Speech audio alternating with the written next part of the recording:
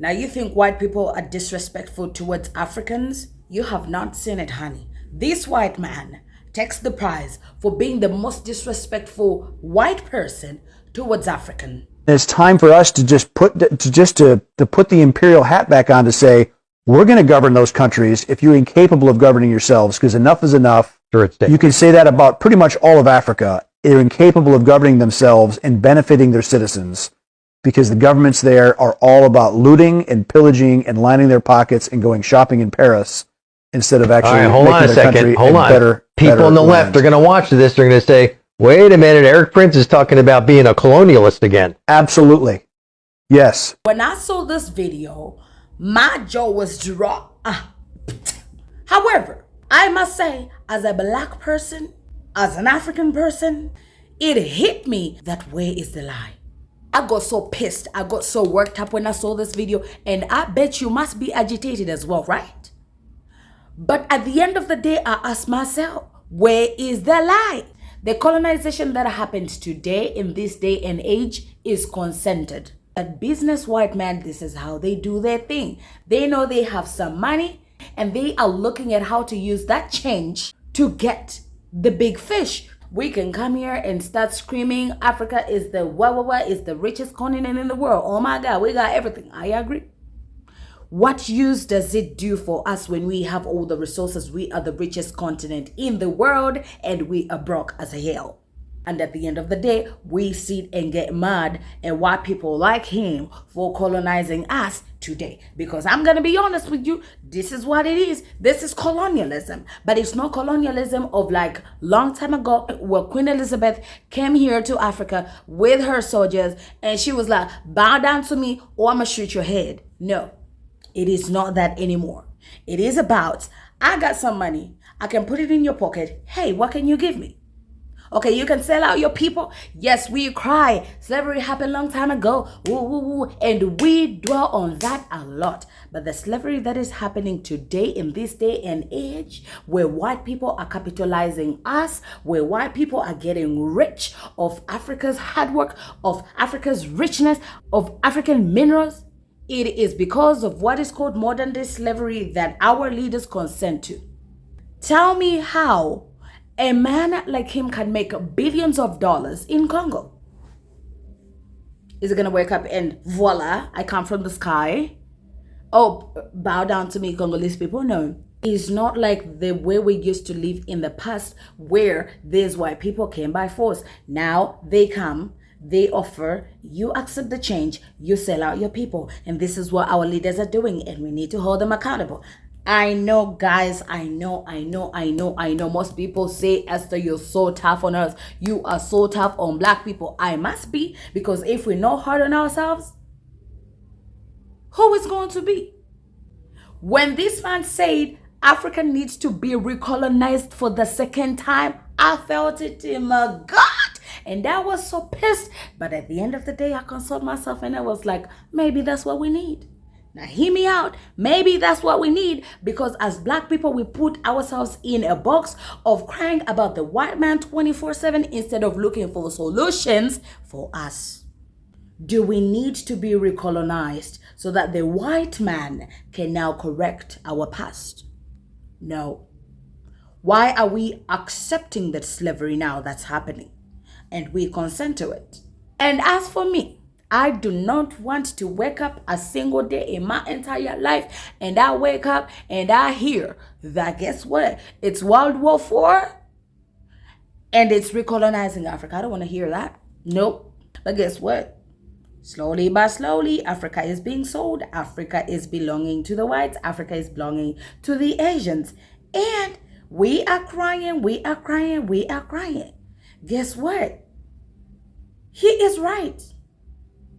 If he can give your leader money and he sells you out and he goes on a yacht to shake his nyash on a yacht in Dubai and get side chicks and like get citizenship somewhere else, is that his problem?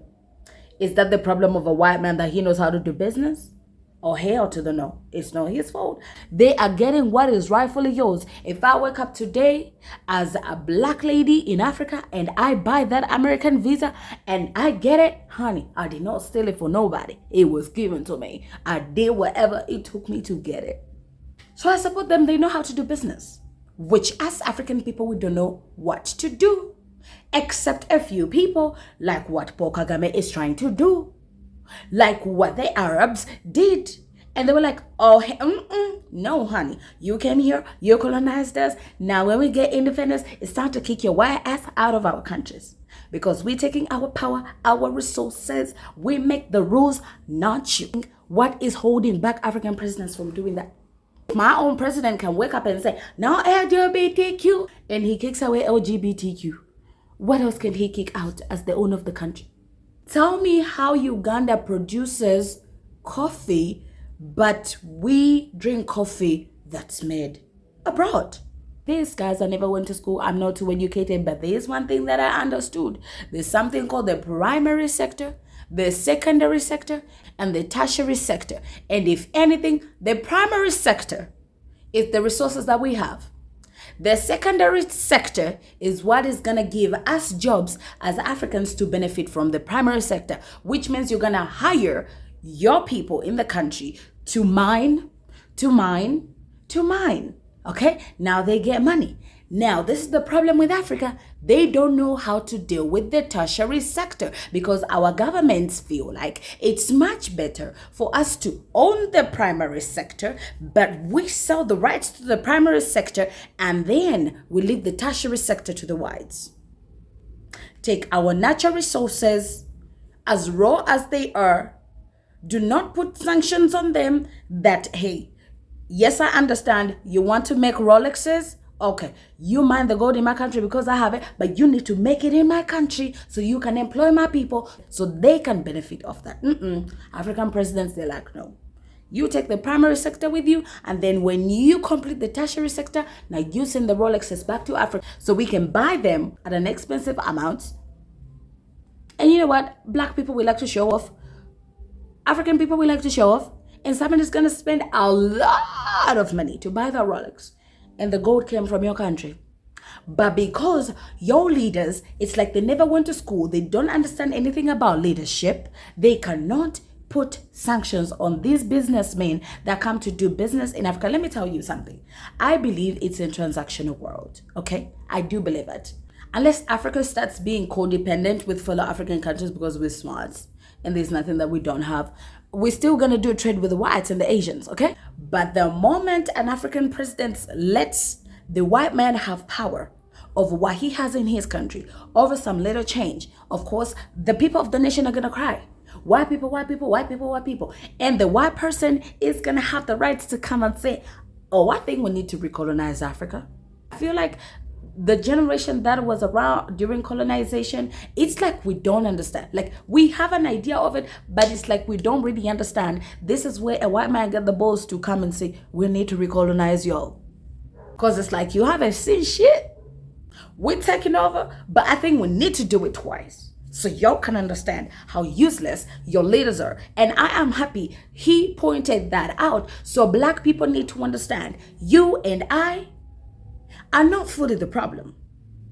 Yes, we contribute to the problem. It's like the way black people keep on voting the Democratic parties when they do nothing.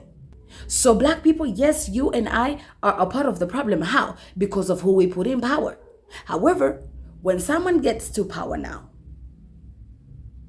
they keep us in poverty because they are feeding their mouth, their stomach, and their family. Hey, they wake up and go to Milan to have coffee.